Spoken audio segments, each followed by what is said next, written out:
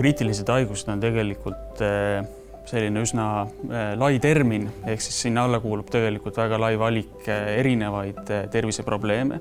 Kõik reeglina vajavad sellist pikaaegset ja nii patsiendi enda vaatest kui ka tervishoiu vaatest kulukat ravi. Ja tihtipeale need probleemid on just sellised kestvad ja kroonilised.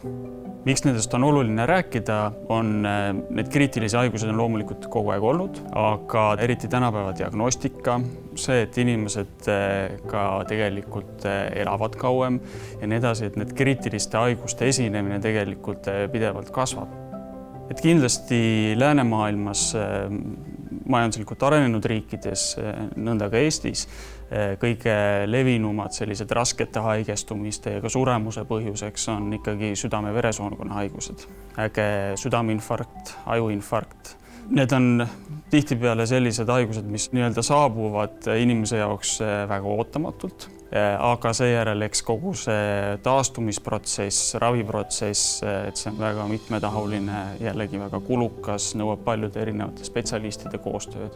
Teisel kohal on sagedused kindlasti pahaloomulised kasvajad. Naiste puhul rinnavähk, meeste puhul eesnäärmevähk on need kõige levinumad.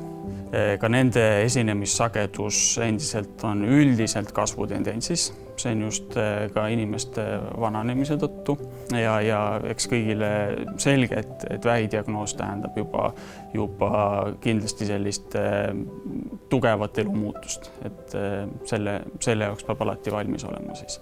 Üldreegel võiks olla selline, et mida varem ikkagi saada haigusele jälile, see ei pea olema ainult pahaloomuline haigus. See võib olla ka suhkruhaigus ja seda väiksem on tõenäosus, et on juba tekkinud tüsistused või näiteks selle kasvaja levimine kaugemale ja seda efektiivsem on ravi ja seda kaugemale saab lükata neid selliseid negatiivseid tagajärgi. Et ka kriitiliste haiguste puhul ma tooksin jälle välja just selle taastusravi poole tegelikult. Et loomulikult ka riiklikus süsteemis ongi seal see taastusravi ja inimene saabki teatud arv kordi käia ja teatud aja jooksul käia taastusravis, aga ühel hetkel see esiteks lõpeb. Teiseks on teinekord sinna ikkagi mõistlik ja kasulik võtta veel lisaks, eks lisaprotseduure on tegelikult selliseid võimalusi, mida võib-olla riiklik süsteem ei paku või ei kata, aga mida on võimalik tänapäeval mujalt juurde võtta endale.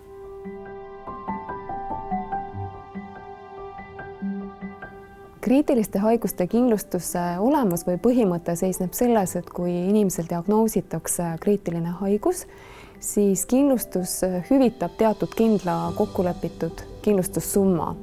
Ja selle kindlustussumma kasutamine on siis põhimõtteliselt vaba, see ongi mõeldud nii otseselt tervisega seotud, tervise taastamisega seotud kulutuste katteks, kui ka tõepoolest ka eluasemega või nende kohandumistega seotud kulude katteks, mis siis tuleb kodus teha, et see inimene ennast seal paremini tunneks.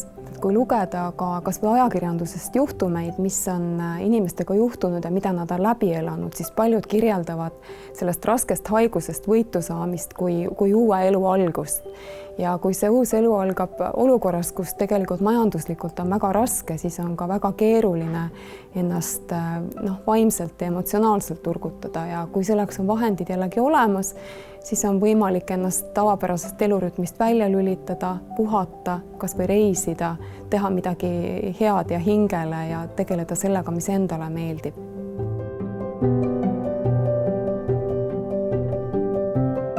Selliste kindlustusjuhtumite korral midagi on juhtunud või muu, mis kuulub siis kindlustuslepingu alusel hüvitamisele, on võimalik pöörduda erinevate kanalite kaudu, tõepoolest kas või helistada kindlustusseltsi, aga eriti lihtne on pöörduda siis e-kanali vahendusel, elektroonilist vormi kasutades ja keskmiselt vastus tuleb juba seal 2 kuni 5 päeva jooksul, et ütleme ühe töönädala jooksul, kui ei ole muidugi niisuguseid mingeid täiendavaid küsimusi, mida peab veel täpsustama. Nii et üldiselt protsess on väga kiire.